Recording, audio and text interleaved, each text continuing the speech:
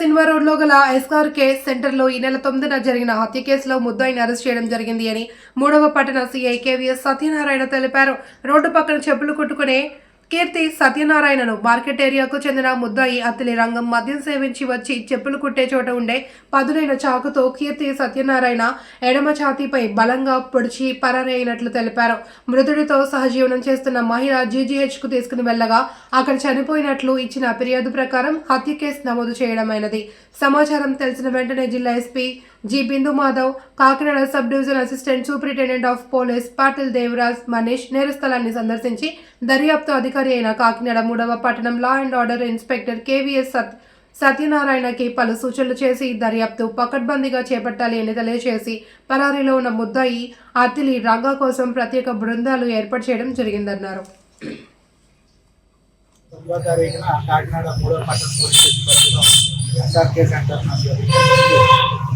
హత్యకు సంబంధించి హత్య కేసు నమోదు జరిగింది. ఇందులో భాగంగా చనిపోయిన సత్యనారాయణ అతను చెప్పులు కుట్టే పని చేస్తూ ప్లాస్టిక్ సామాన్లు వేయకుండా అతను నాలుగు నిర్యాణాలతో సహజం చేస్తూ అక్కడే పడుతూ ఉంటాడు. అతను ఆ ప్రదేశంలో ఉంటుంటే మధ్య తాగాలి ఉంటుంది. ఆ తాగిన మధ్యలో మార్కెట్లో ఉండే అత్తులు రంగాన్ని వ్యక్తితోటి తరచూ గొడవ పడుతూ ఉంటాడు. అదేవిధంగా ఆ సంఘటన జరిగిన రోజు ముందు రోజు కూడా ఈ తాగిన మధ్యలో ఇప్పుడు ఈ అత్తుల రంగాన్ని అతన్ని పెట్టడంతో తగిన సారి అసభ్యకరంగా పెట్టడంతో అది మనసులో పెట్టుకొని ఇతను తర్వాత రోజు ఆ ప్లేస్కి ఈ అత్తుల రంగాన్ని అతను తీసుకొచ్చినటువంటి గొడవ పడుతుంది.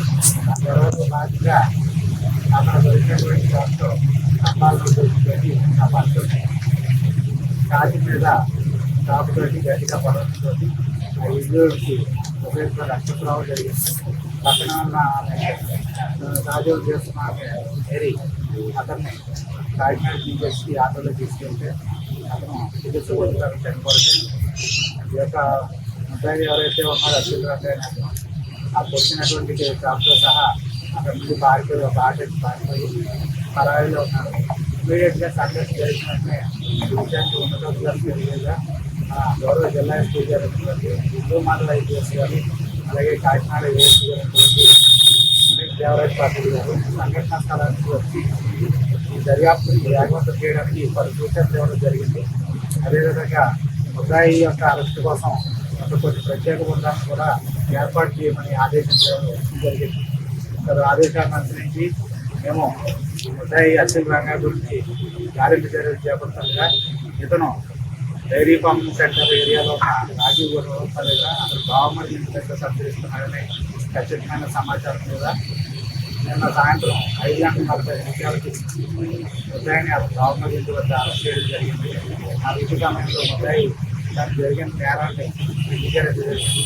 అతని వద్ద నుంచి నేరానికి పాల్పడినందుకు ఉపయోగించినటువంటి షాపుని తీర్చేయడం జరిగింది. అదేవిధంగా ఆ రోజు అతను ముద్దాయి ధరించిన బట్టలను కూడా కేసు దర్యాప్తు నిమిత్తం స్వాధీనపరచుకోవడం జరిగింది.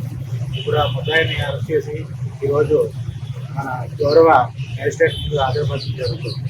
చట్టాన్ని ఎవరైనా సరే చేతిలో తీసుకుంటే వారికి కఠినమైన చర్యలు చేపడతారని ఎవరైనా సరే ముద్దాయిలు అనే వాళ్ళకి చట్టం పట్ల భయం అనేది ఎప్పుడు ఉండేలా పోలీస్ శాఖ కృషి చేస్తుందని ఇమ్మీడియట్గా సంఘటన జరిగిన 3 రోజుల్లోపే ముద్దాయిని పట్టుకుని న్యాయస్థానం ముందు ప్రవేశపెట్టడం జరుగుతుంది. కాబట్టి వీళ్ళందరూ ప్రజలకు తెలియజేసి ఏంటంటే పోలీసు వాళ్ళకి ఎప్పుడు కూడా సహకరించండి.